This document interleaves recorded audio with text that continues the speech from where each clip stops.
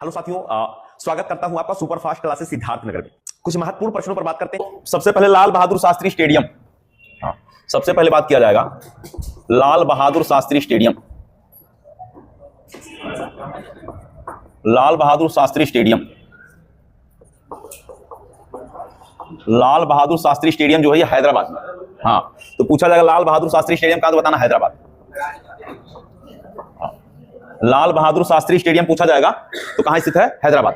पूछा जाएगा किस स्टेडियम को फतेह मैदान कहा जाता है, यही है, इसको फतेह मैदान के नाम से भी जाना जाता है। लाल बहादुर शास्त्री स्टेडियम को फतेह मैदान भी कहा जाता है, फतेह मैदान। तो पूछा जाएगा लाल बहादुर शास्त्री स्टेडियम कहां, तो हैदराबाद में। इसी को क्या कहा जाता है, फतेह मैदान कहा जाता है। ठीक है भाई। तो शुरुआत में इसका नाम जो था, जब इसकी स्थापना हुई थी तो इसको फतेह मैदान कहा जाता था। बाद में ही इसका नाम बदलकर क्या किया गया है, लाल बहादुर शास्त्री स्टेडियम। तो दोनों जो है बातें सही हैं। मतलब पहले इसका जब स्थापना हुआ था तो नाम था फतेह मैदान, और अभी इसका नाम क्या हो गया है, लाल बहादुर शास्त्री स्टेडियम। ठीक है भाई। तो पूछा जाएगा इसकी स्थापना हुआ था 1967। हाँ, स्थापना 1967, स्थापना हुआ था 1967। ठीक है भाई। तो पूछा जाएगा लाल बहादुर शास्त्री स्टेडियम जो है इसकी स्थापना कब हुआ था, तो 1967 में इसकी स्थापना हुआ था। ठीक है। चलिए, फिर पूछा जाएगा पराध्वनि। हाँ, पराध्वनि मापने की इकाई क्या है, ध्वनि, पराध्वनि मापने की इकाई। तो इसी को कहा जाता है कि पराध्वनि या जेट विमान के ध्वनि को जो है मापा जाता है मैक के द्वारा, मैक के द्वारा। ठीक है भाई। तो पराध्वनि मापने की इकाई जो है मैक हो जाएगा। पूछा जाएगा पराध्वनि मापने की इकाई क्या बताना है, मैक जो है ये पराध्वनि मापने की इकाई। ठीक है भाई। आवृत्ति का मात्रक क्या होता है, आवृत्ति का मात्रक पूछा जाएगा हर्ट्ज। हाँ, तो आवृत्ति का मात्रक अगर पूछा जाए, आवृत्ति का मात्रक, तो ये हो जाएगा हर्ट्ज। ठीक, आवृत्ति का मात्रक हो जाएगा हर्ट्ज। पानी का बहाव किससे मापा जाता है, क्यूसेक के द्वारा। पानी का बहाव क्यूसेक के द्वारा। और भूकंप जो है, हाँ, सिस्मोग्राफ। और भूकंप की तीव्रता रिएक्टर स्केल। हाँ, भूकंप की जो है, भूकंप की तीव्रता रिएक्टर स्केल। ठीक। पूछा जाए नाट से क्या मापा जाए, नाट क्या होता है, तो नाट जो है ये नौ संचालकों के द्वारा, हाँ, जो पानी वाला जहाज होता है, नौ संचालकों के द्वारा दूरी मापने की इकाई, यह है दूरी मापने की इकाई, दूरी मापने की इकाई है।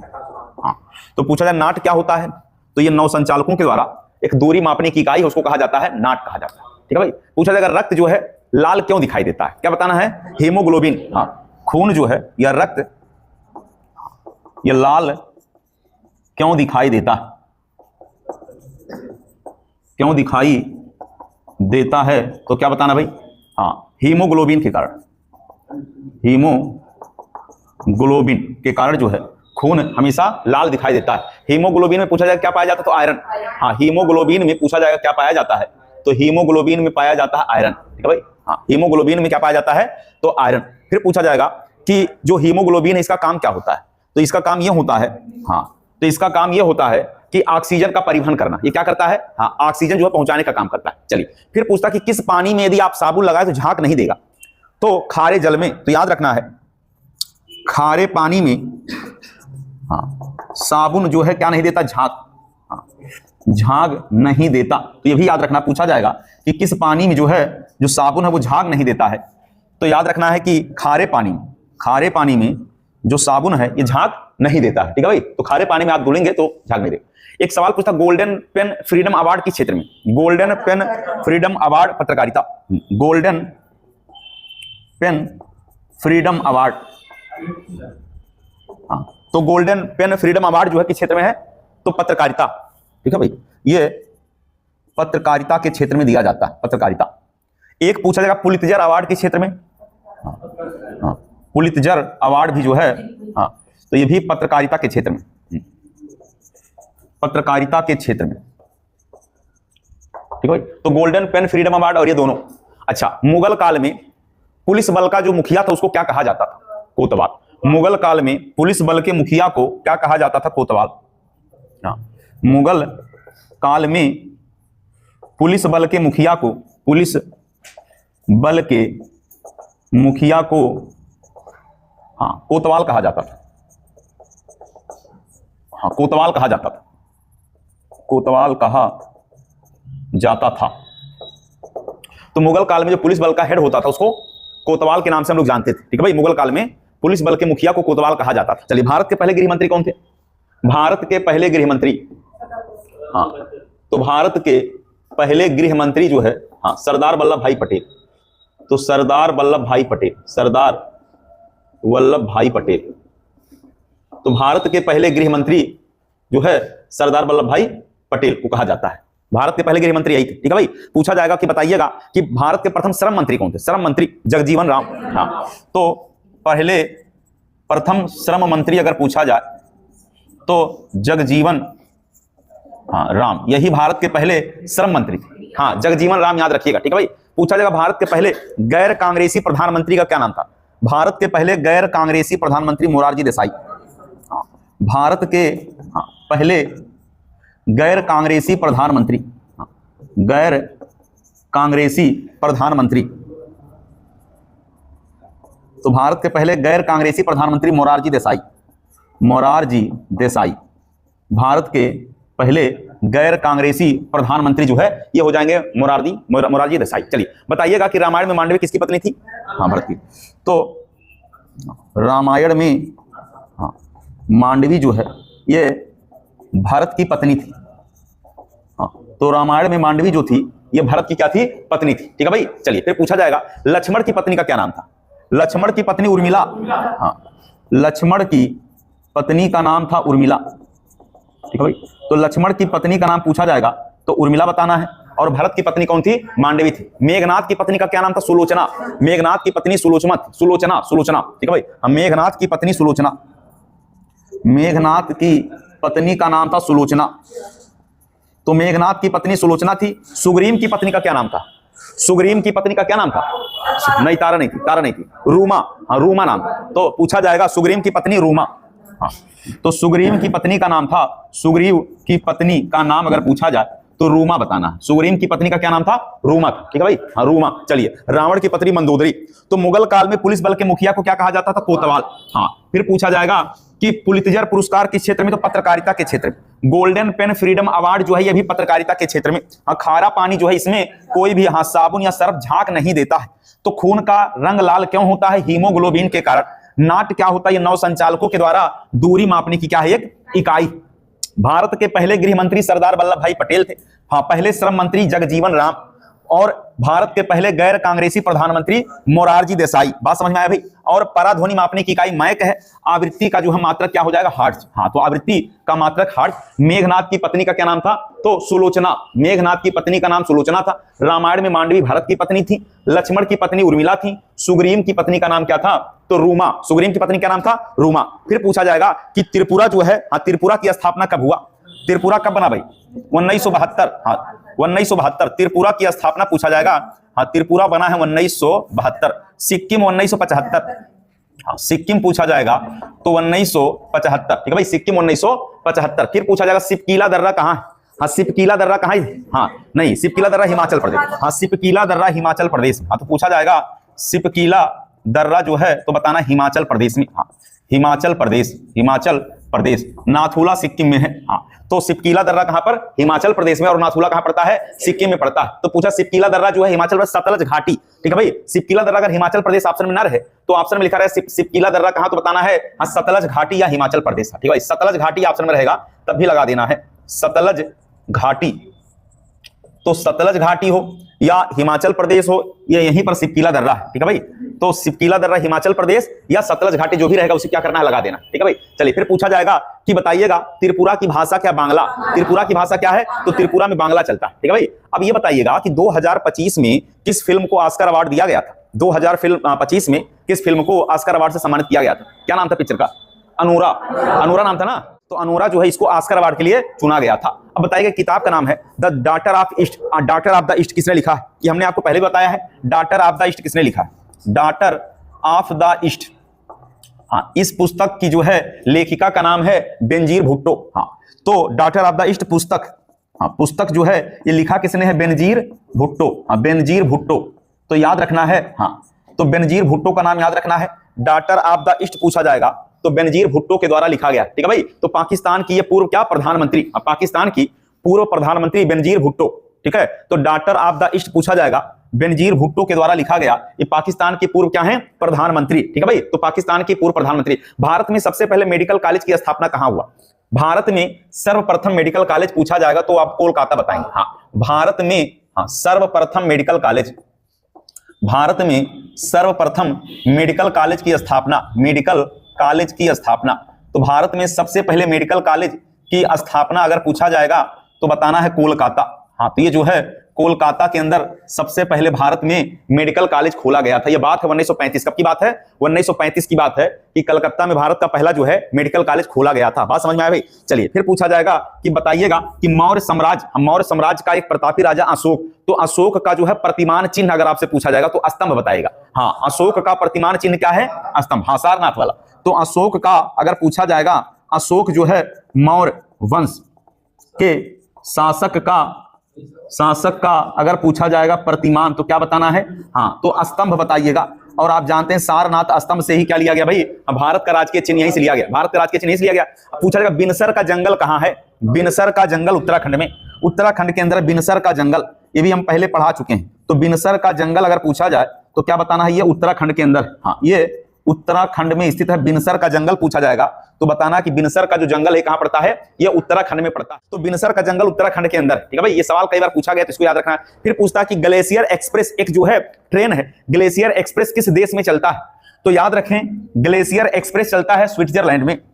हाँ, ग्लेशियर एक्सप्रेस अगर पूछा जाए तो ग्लेशियर एक्सप्रेस अगर पूछा जाए ये कहां चलता है तो ये स्विट्जरलैंड में चलता है ग्लेशियर एक्सप्रेस। हाँ, कहां की ट्रेन है? हाँ, कहां की ट्रेन है तो बताना है ये जो है ग्लेशियर एक्सप्रेस कहां चलता है?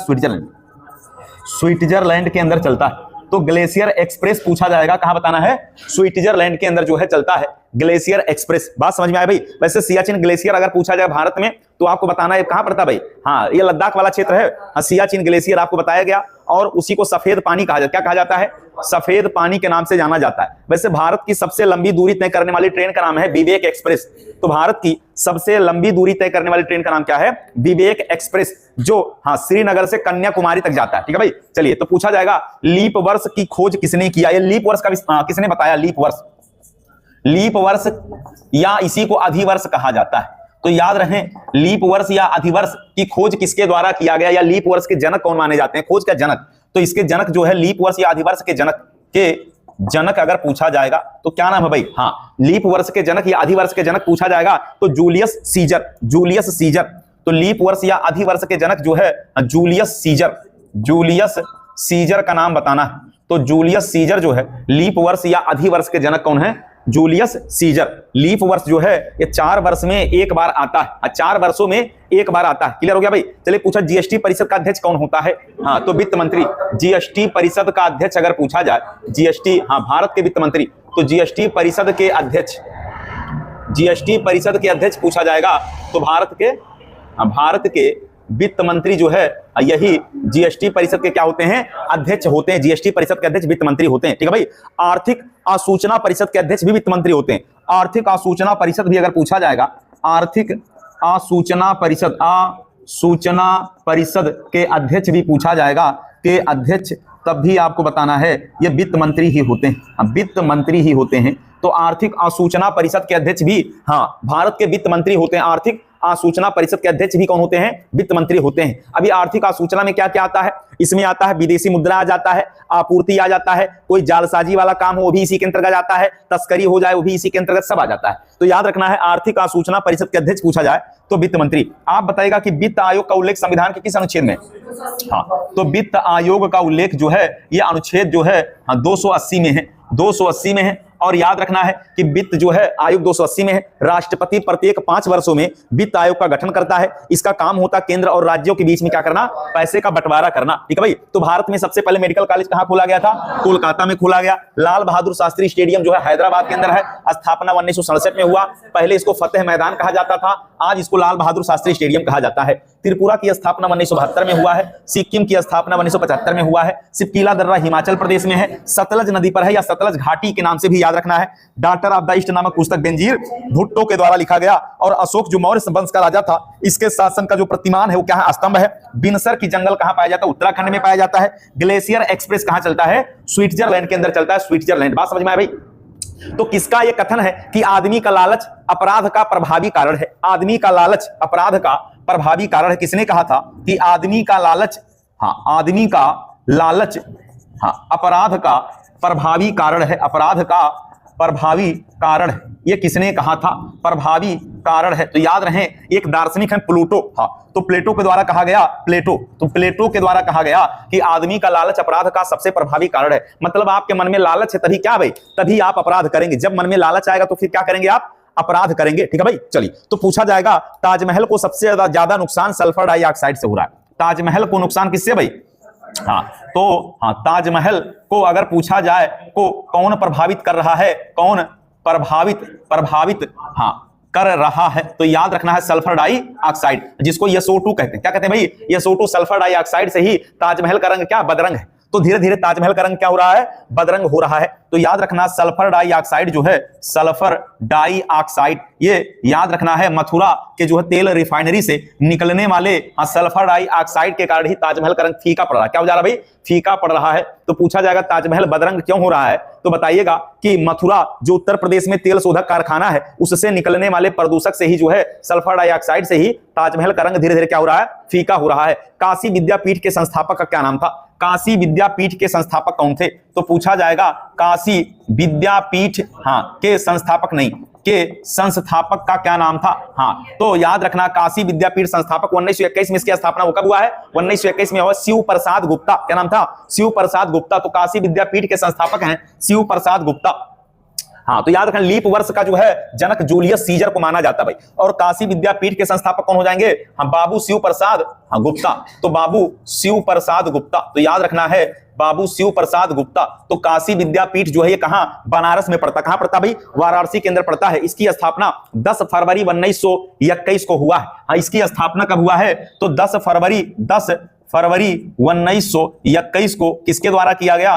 तो बाबू शिव प्रसाद गुप्ता के द्वारा किया गया। काशी विद्यापीठ की स्थापना किया गया। बाद में हम बात करें तो यह बात है 1995 में इसका नाम थोड़ा सा बदला गया है और अब हो गया महात्मा गांधी काशी विद्यापीठ। अब हो गया है। तो 1995 में इसका नाम बदल दिया गया और क्या हो गया? महात्मा गांधी। क्या हो गया? महात्मा गांधी काशी विद्यापीठ। महात्मा गांधी काशी विद्यापीठ हो गया। तो नाम थोड़ा सा बदल गया है, महात्मा गांधी काशी विद्यापीठ हो गया है और यह पड़ता है आपका वाराणसी के अंदर। अब बनारस में है तो महात्मा गांधी काशी विद्यापीठ ये 1995 में हुआ है। बताइएगा 1 गीगाबाइट में कितना जो है मेगाबाइट होता है? 1 गीगाबाइट में कितना मेगाबाइट? 1 गीगाबाइट में कितना एमबी? 1 गीगाबाइट माने हम बात कर रहे हैं जीबी की बात कर रहे हैं। तो 1 गीगाबाइट माने हम कह रहे हैं एक जो है जीबी की बात कर रहे हैं। तो 1 जीबी बराबर होता है कितना? 1024 एमबी माने मेगाबाइट। तो मेगाबाइट का मतलब हो गया एमबी। तो एमबी तो याद रखना भी कल ही हमने बताया है। और 1 गीगाबाइट तो जीबी को कहते हैं गीगाबाइट और एमबी क्या हो जाएगा? मेगाबाइट। केबी माने किलोबाइट। केबी माने किलोबाइट। तो 1 गीगाबाइट तो लिखा रहेगा गीगाबाइट तो समझिएगा जीबी। 1 जीबी में 1024 क्या होता है? एमबी होता है। श्री सैलम बांध किस नदी पर बनाया गया है? श्री सैलम बांध कृष्णा नदी पर है। श्री सैलम बांध पूछा जाएगा तो कृष्णा नदी बताना है। श्री सैलम बांध अगर पूछा जाए तो बताना है कृष्णा नदी। का बताना भाई? कृष्णा नदी बताना। श्री सैलम बांध जो है ये किस नदी पर स्थित है? तो बताइएगा ये कृष्णा नदी के ऊपर है श्री सैलम बांध। ये पड़ता है कहां पर? जब कृष्णा नदी आएगा तो आंध्र प्रदेश बताइएगा। क्या बताना है? आंध्र प्रदेश बताना है। वैसे नागा अर्जुन सागर बांध भी याद रखना है। नागा अर्जुन सागर बांध भी याद रखना है। तो नागा अर्जुन सागर बांध पूछा जाएगा, ये भी कृष्णा नदी आंध्र प्रदेश में है। ये भी कृष्णा नदी आंध्र प्रदेश में स्थित है। ये भी जो है आंध्र प्रदेश में स्थित है। तो नागा अर्जुन सागर बांध पूछा जाएगा तो कृष्णा नदी आंध्र प्रदेश में है और श्री सैलम बांध भी कृष्णा नदी के ऊपर बनाया गया है। चलिए पूछा जाएगा कि जब 1951 में पहला जो है जनगणना आम चुनाव हुआ उसके बाद जो है ये पता चला कि 1951 में भारत की जो साक्षरता थी वो कितना था। अभी जो है आप भारत की साक्षरता की बात करेंगे तो लगभग कितना हो गया भाई? अभी भारत की साक्षरता कितना चल रहा है और आपको बताना है अभी तो 74.04% है। 74.04%। लेकिन 1951 में जब जनगणना हुआ था उस समय भारत की जो है साक्षरता दर 18.33 थी। तो याद रहे कि अगर पूछा जो 1951 में भारत की साक्षरता दर, भारत की अगर साक्षरता दर पूछा जाए तो साक्षरता दर जो है कितना था भाई, तो 18.33% था। लेकिन वर्तमान में कितना है, वर्तमान में साक्षरता दर कितना भाई, तो वर्तमान में साक्षरता दर जो है अभी हो गया है 74.04%। तो बहुत तेजी से वृद्धि हुआ है। 51 में हम लोग जो है 18.33 साक्षरता दर था, लेकिन आज जो है बात किया जाए तो 2011 के अनुसार 74.04% है। तो जीएसटी परिषद का अध्यक्ष कौन होता है, भारत के वित्त मंत्री होते हैं। वित्त मंत्री की नियुक्ति राष्ट्रपति करता है। आर्थिक सूचना परिषद के अध्यक्ष वित्त मंत्री होते हैं। वित्त आयोग का उल्लेख अनुच्छेद 280 में, इसका कार्य होता केंद्र और राज्यों के बीच में पैसे का बंटवारा, क्या करना, पैसे का बंटवारा करना। बताइएगा भारत में कच्चा जो है, भारत में कच्चा तांबा जो है, कच्चा धातु या अर्थात तांबा सबसे ज्यादा कहां निकाला जाता है, तो कच्चा धातु तांबा निकाला जाता है आपके राजस्थान में। तो याद रहे, कच्चा धातु अगर पूछा जाए, कच्चा धातु तांबा, तांबा का उत्पादन जो है कौन करता है, तो क्या बताना है, तांबा का उत्पादन कौन करता है भाई, तो राजस्थान के द्वारा कच्चा धातु तांबा का उत्पादन कौन करता है, तो क्या बताना, राजस्थान। तो कच्चा धातु तांबा का उत्पादन कौन करता है, तो राजस्थान के द्वारा किया जाता है। रिजर्व बैंक ऑफ इंडिया का जो है मुख्यालय अभी वर्तमान में बंबई में है, लेकिन जब रिजर्व बैंक ऑफ इंडिया की स्थापना हुई थी तो कोलकाता में तो पूछा जाएगा कि आरबीआई की स्थापना जब हुई तो उसका मुख्यालय कहां था, तो कोलकाता बताइएगा। तो आरबीआई की स्थापना जब हुई तब उसका मुख्यालय कहां था, तब उसका मुख्यालय जो है कहां था भाई, कोलकाता के अंदर था, कोलकाता। यह 1935 की बात है। 37 में मुंबई आ गया, 37 में कहा गया भाई, तो इसका मुख्यालय 1937 में मुंबई आया। कब आया, 1937 में इसका मुख्यालय मुंबई आ गया। तो आरबीआई का जो है 1937 में मुख्यालय आ गया कहां पर, बंबई में। जब स्थापना हुआ था तो मुख्यालय कलकत्ता में था, लेकिन 1937 में इसका मुख्यालय कहां गया, तो मुंबई में। अभी आप बताइएगा रिजर्व बैंक ऑफ इंडिया के गवर्नर कौन है इस समय, संजय मल्होत्रा। क्या नाम है भाई, संजय।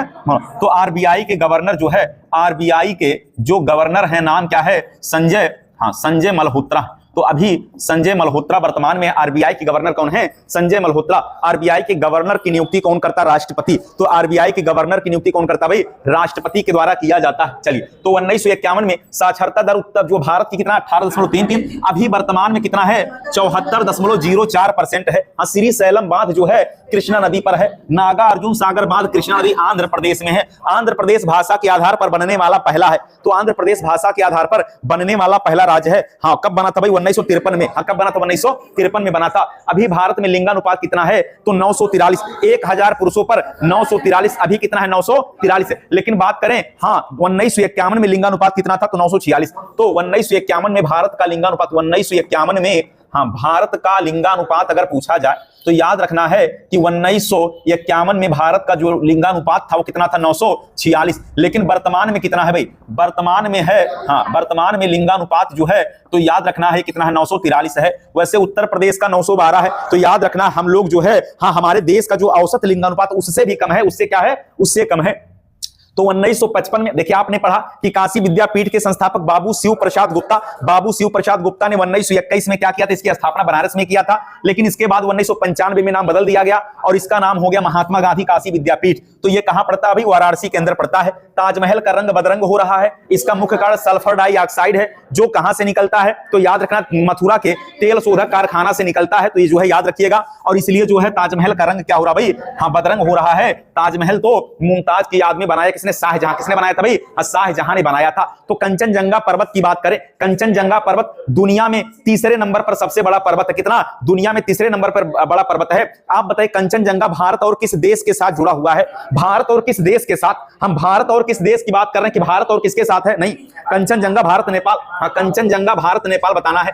तो कंचनजंगा जो है ये याद रखना है, ये विश्व का क्या है भाई, विश्व का तीसरा पर्वत है। चलिए याद रखिएगा, अगर कंचनजंगा पूछा जाए तो बताइएगा भारत और कहां पर, भारत प्लस नेपाल, भारत प्लस नेपाल में स्थित है। और याद रखिएगा भारत में कहां, सिक्किम में। भारत में कहां, सिक्किम में। तो याद रखिएगा भारत में पूछा जाए कहां, तो सिक्किम में। क्लियर हो गया। वैसे भारत में पूर्णतः स्थित भारत का सबसे ऊंचा पर्वत यही कंचनजंगा हो जाएगा। सिक्किम के अंदर स्थित, कहां स्थित है, सिक्किम के अंदर है। और इसकी याद रखिएगा सिक्किम के अंदर स्थित है कंचनजंगा। तो भारत और नेपाल के बीच में स्थित है। आप हमें बताइए ईमेल आईडी, ईमेल का आविष्कार किसने किया, ईमेल आईडी, तो इलेक्ट्रॉनिक मेल, ईमेल का आविष्कारक कौन है भाई, ईमेल का आविष्कार किसने किया है, तो याद रखना ईमेल का आविष्कार किया है रे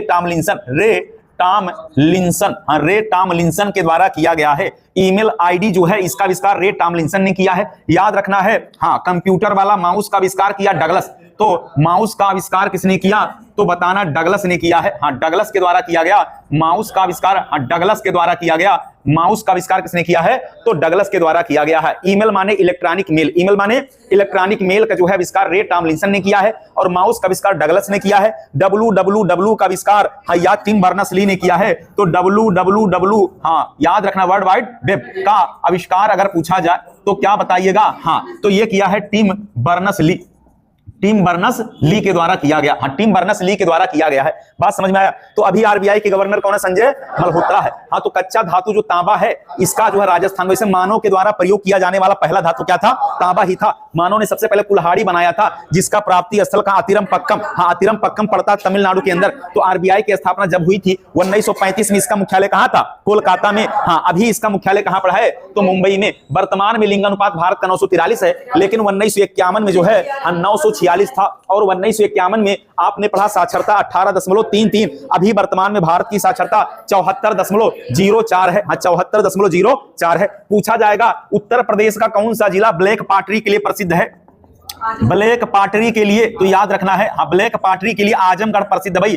तो आजमगढ़ जो है ब्लैक पॉटरी के लिए जाना जाता है। तो काली मिट्टी से बनाए गए खिलौने, हाँ काली मिट्टी से बनाए गए खिलौने, हाँ तो ब्लैक पॉटरी को जीआई टैग किसे दिया गया? तो आजमगढ़। ब्लैक पॉटरी को जीआई टैग जो है किस जिले में दिया गया है? तो आजमगढ़। कहां दिया गया भाई? आजमगढ़ के लिए दिया गया। बात समझ में आया? वैसे याद रहे, अगर पूछा जाएगा काली मिट्टी के बर्तन कहां बनाए जाते हैं तो याद रखना है, हाँ नहीं, तीन बातें याद रखना है। तीन बातें क्या? एक तो पूछा जाएगा चीनी मिट्टी का बर्तन, तब खुर्जा बताइएगा। काली मिट्टी का बर्तन पूछा जाए चुनार बताइएगा। ब्लैक पॉटरी पूछा जाए आजमगढ़ बताइएगा। तो काली मिट्टी का बर्तन अगर पूछा जाए, हाँ काली मिट्टी का बर्तन अगर पूछा जाए तो बताना है कि ये जो है हाँ इसका उत्तर हो जाएगा आपका चुनार। क्या हो जाएगा? चुनार। वैसे चुनार सीमेंट के लिए भी प्रसिद्ध है। सीमेंट के लिए चुर्क चुनार डल्ला, चुर्क चुनार डल्ला सीमेंट के लिए जाना जाएगा। Black pottery Azamgarh. समझ में आया भाई? तो महात्मा गांधी की हत्या किसने किया था? नाथूराम गोडसे ने। हाँ 30 जनवरी 1948 को गोली मारकर हत्या कर दिया। जो किससे भाई? आरएसएस राष्ट्रीय स्वयंसेवक संगठन से जुड़ा हुआ व्यक्ति था नाथूराम गोडसे। तो नाथूराम गोडसे के कै भाई थे? नाथूराम गोडसे से कितने भाई? 3 भाई। कितने भाई थे? 3 भाई। ये पेपर में सवाल छप गया, ये भी आया हुआ है कि नाथूराम गोडसे के कितने भाई थे? तो 3 भाई थे। कितने थे भाई? 3 भाई थे। बात समझ में आया? तो नाथूराम गोडसे के 3 भाई थे। बात क्लियर हो गया? तो पूछा जाएगा हाँ दत्तात्रेय, गोविंद और गोपाल। दत्तात्रेय, गोविंद और गोपाल। हाँ दत्तात्रेय, गोविंद और गोपाल। तो याद रखना है हाँ दत्तात्रेय, गोविंद और गोपाल ये हाँ किसके भाई थे? तो नाथूराम गोडसे के भाई थे जो राष्ट्रीय स्वयंसेवक संघ से जुड़े हुए थे। दत्तात्रेय, गोविंद और गोपाल याद रखिएगा, महत्वपूर्ण पॉइंट है। और यह भी याद रखना है कि राष्ट्रपिता महात्मा गांधी को 30 जनवरी 1948 को जब वो फूल चढ़ाने जा रहे थे तो मंदिर में ही क्या किया गया? यहीं पर जो है नाथूराम गोडसे के द्वारा गोली मारकर उनकी हत्या कर दिया गया। तो याद रखिएगा ये नाथूराम गोडसे के भाई हैं भाई। तो क्या ये भी सवाल पेपर में आया? हाँ आ चुका है। तो अभी जो है नाथूराम गोडसे, इसका जो है आपको साक्ष्य दिया जाएगा। क्लास खत्म होगा उसके बाद आपके जो है आपके ग्रुप में बहुत सारे सवालों का जखीरा भेजा जाएगा भाई। तो पहले ध्यान से सारी बातों को सुन लीजिएगा, महत्वपूर्ण पॉइंट है। तो दत्तात्रेय, गोविंद और गोपाल ये नाथूराम गोडसे के भाई थे और नाथूराम गोडसे ने महात्मा गांधी को 30 जनवरी 1948 को मंदिर में फूल चढ़ाने के बहाने क्या किया? गोली मारकर हत्या कर दिया। बात समझ में आ गया भाई? इतनी बातें क्लियर हो गया? तो पूछा जाएगा जन्म मृत्यु पंजीकरण अधिनियम कब आया? जन्म मृत्यु पंजीकरण अधिनियम कब आया? 1969 में। तो लिखिएगा जन्म मृत्यु पंजीकरण अधिनियम, जन्म मृत्यु हाँ 1969 में। तो जन्म मृत्यु पंजीकरण अधिनियम अगर पूछा जाए, हाँ तो अगर पूछा जाए तो बताना ही आया है 1969, 1969 बोल रहे हैं भाई, तो 1969 बिल्कुल करेक्ट। तो जन्म मृत्यु पंजीकरण अधिनियम पूछा जाएगा तो ये आया है 1969 में, जन्म मृत्यु पंजीकरण अधिनियम। बताइएगा भारत में सबसे बड़ा शहरी वाला जो है राज्य कौन सा है? तो महाराष्ट्र। सबसे ज्यादा शहरीकरण कहां भाई? महाराष्ट्र में। महाराष्ट्र में याद रखना है सबसे ज्यादा शहरीकरण कहां है? महाराष्ट्र में। वैसे जनसंख्या में दूसरे नंबर पे महाराष्ट्र आता है, तीसरा नंबर बिहार का आता है, पहला उत्तर प्रदेश है। पहला क्या है? उत्तर प्रदेश। जनसंख्या की बात कर रहे हैं, हाँ जनसंख्या में सबसे ज्यादा जनसंख्या उत्तर प्रदेश का, दूसरे नंबर पे महाराष्ट्र का है, तीसरा नंबर बिहार का। तीसरा नंबर किसका? बिहार का। शहरों में बात किया जाए तो सबसे ज्यादा शहरीकरण किसका हो जाएगा? तो महाराष्ट्र का। किसका हो जाएगा भाई? सबसे ज्यादा शहरीकरण किसका हो जाएगा? तो महाराष्ट्र का हो जाएगा। तो आपसे पूछा यह जाएगा, हाँ आपसे पूछा जाएगा कि बताइएगा कि उत्तर प्रदेश में प्रथम जो है महिला सरपंच का क्या नाम था? जिसने प्रधानी का चुनाव जीता था उनका नाम क्या था भाई? तो छवि रजावत। हाँ छवि रजावत का नाम याद रखना है। हाँ प्रथम सरपंच पूछा जाएगा उत्तर प्रदेश में पहला सरपंच कौन बना? तो छवि रजावत, हाँ ये महिला सरपंच है भाई, महिला सरपंच है। ये क्या है? पहली महिला सरपंच। पहली महिला सरपंच अगर पूछा जाए, हाँ पहली महिला सरपंच का नाम पूछा जाएगा तो बताइएगा, हाँ इनका नाम है हाँ छवि रजावत। तो आप बताइएगा जनरल के लोगों को 10% जो आरक्षण दिया गया है वो कहां, कौन सा भाई? 103वां। तो 103वां संविधान संशोधन 2019 तो 10% जो आरक्षण है इसको सुदामा कोटा कहते हैं भाई। क्या कहते हैं?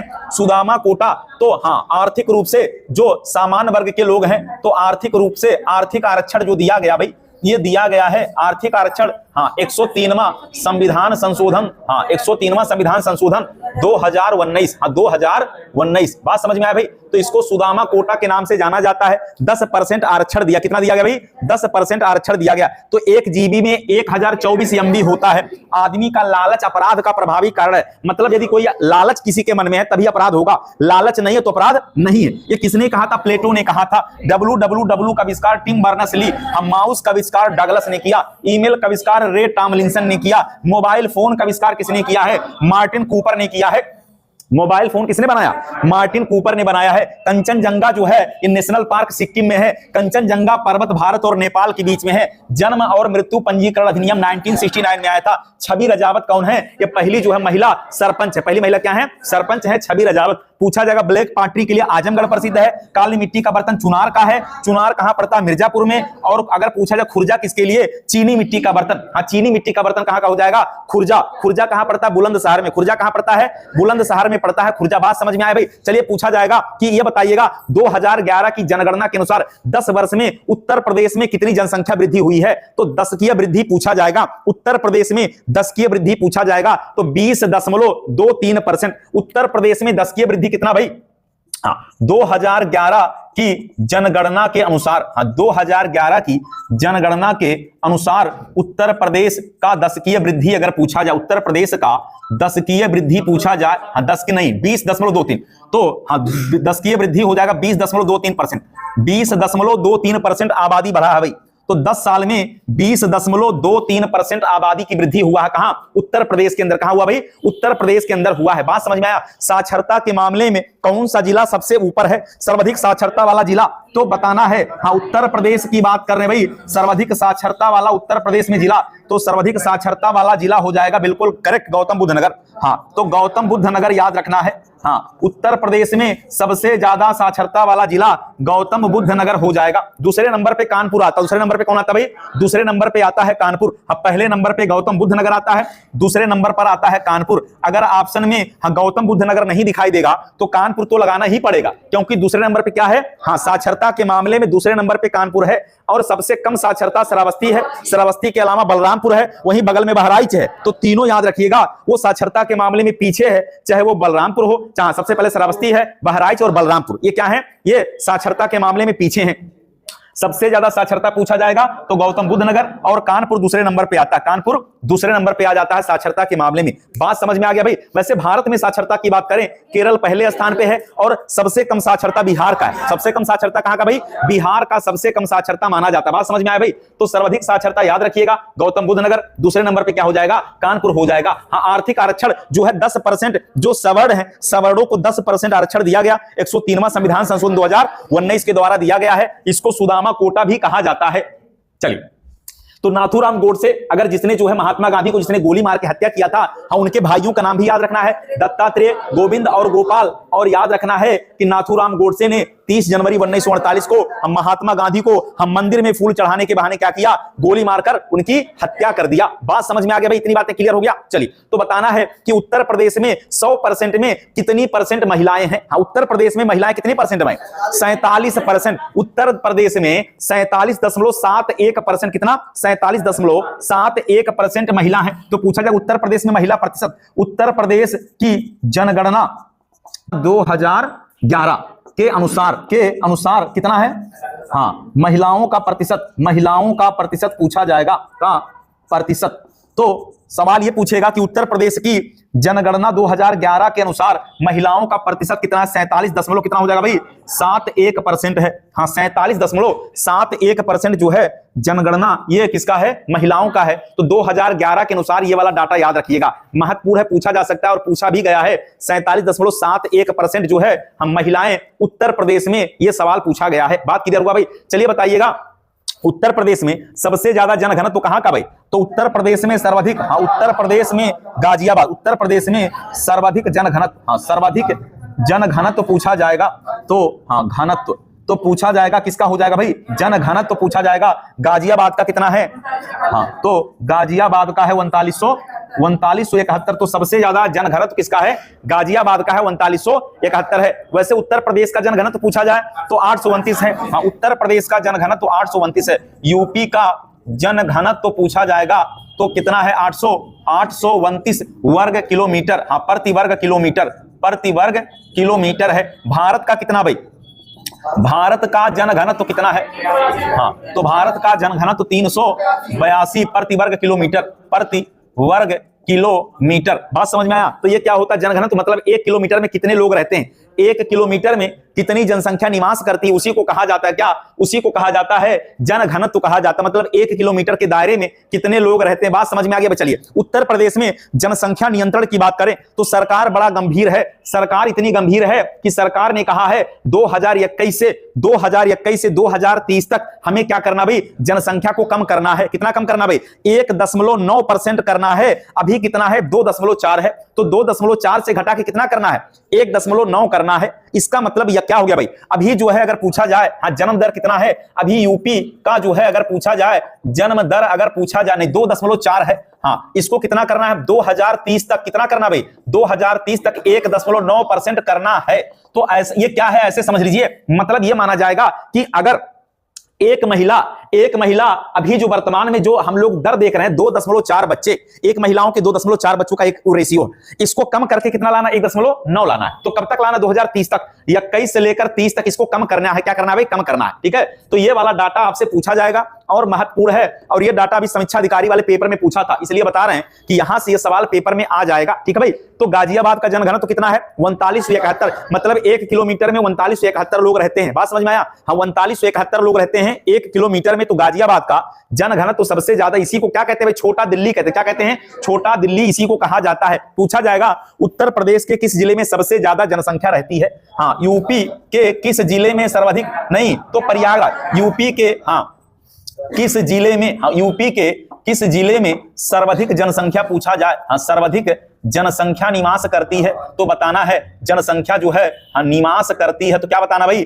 तो प्रयागराज बताइएगा। हाँ प्रयागराज बताइएगा तो ये हो जाएगा भाई प्रयागराज। ठीक है भाई, तो प्रयागराज बताइएगा। अभी कल ही जो है हाँ कुंभ का एक लोगो भी जारी किया गया है। तो कुंभ का एक लोगो भी जारी किया गया है अभी कल ही उत्तर प्रदेश के मुख्यमंत्री के द्वारा, तो उसको भी बताया जाएगा और वो आपके ग्रुप में लोगो भेज दिया जाएगा। वहां से भी सवाल आपके पेपर में आना है। ठीक है भाई, तो याद रखना है हाँ आर्थिक आरक्षण जो है 103वां संविधान संशोधन 2019 के द्वारा कितना 10% आरक्षण दिया गया। कितना दिया गया भाई? 10% आरक्षण दिया गया। बात समझ में आया? तो उत्तर प्रदेश में हाँ पूछा गौतम बुद्ध नगर के बाद दूसरे नंबर पे सबसे ज्यादा साक्षरता किसका है? तो कानपुर का है। तो सबसे ज्यादा साक्षरता गौतम बुद्ध नगर का, दूसरा कानपुर का, सबसे न्यूनतम साक्षरता श्रावस्ती का, श्रावस्ती बहराइच बलरामपुर, श्रावस्ती बहराइच बलरामपुर। हाँ यूपी की जनगणना 2011 के अनुसार महिलाओं का परसेंटेज कितना है? 47.71% है। हाँ यूपी में सबसे ज्यादा जनघनत्व किसका हो जाएगा भाई? गाजियाबाद का। और गाजियाबाद के बाद दूसरे नंबर पे आएगा बनारस, वाराणसी। दूसरे नंबर पे जनघनत्व में वाराणसी है। दूसरे नंबर पे गाजियाबाद के बाद कौन है भाई? तो वाराणसी है।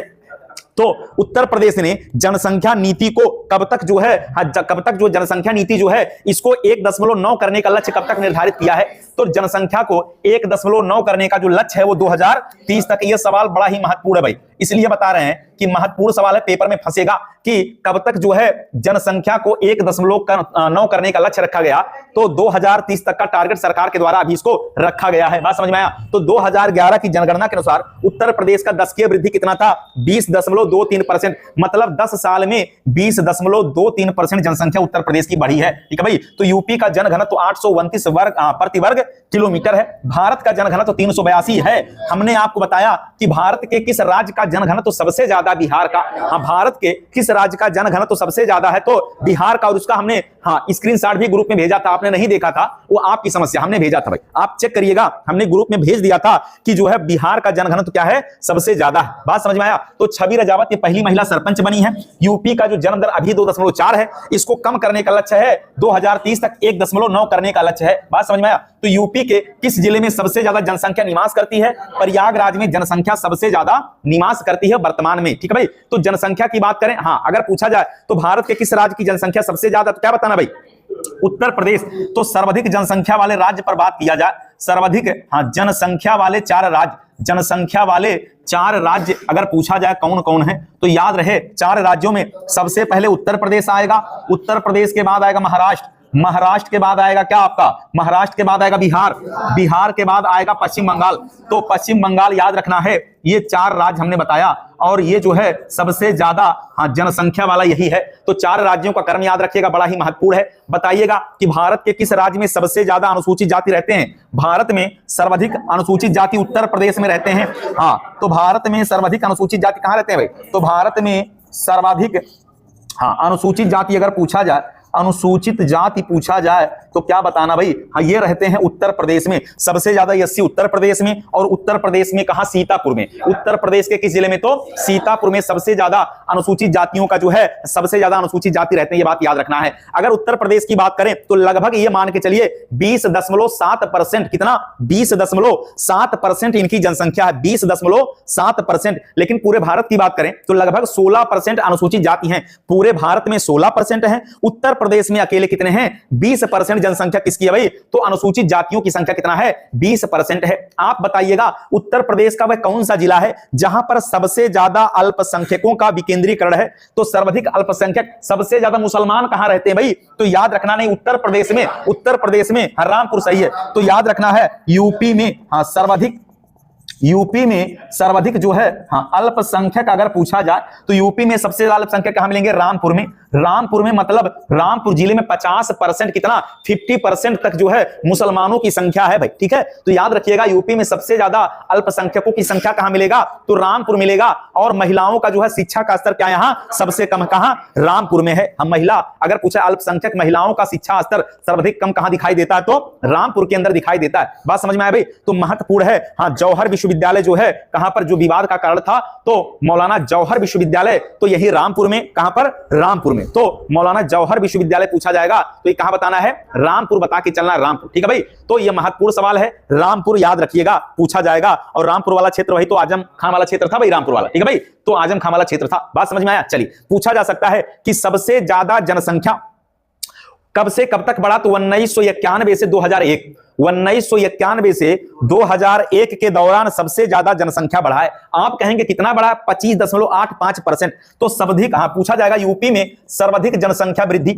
यूपी में सर्वाधिक जनसंख्या वृद्धि, उत्तर प्रदेश में सबसे ज्यादा जनसंख्या वृद्धि अगर पूछा जाए तो बताइएगा 1991 से 2001 के बीच में हुआ है 25.85%। तो 25.85% की वृद्धि हुआ है। और अभी हमने आपको बताया कि 2011 तक जो है 10 की वृद्धि कितना? 20 अभी बताया 20%, ठीक है।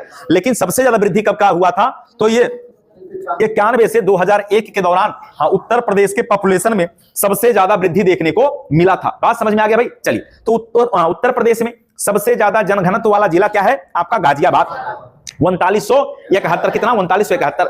अगर यह पूछा जाए कि भारत में गाजियाबाद से पहले सबसे ज्यादा जनघनत्व किसका था? तो बनारस का। किसका था भाई?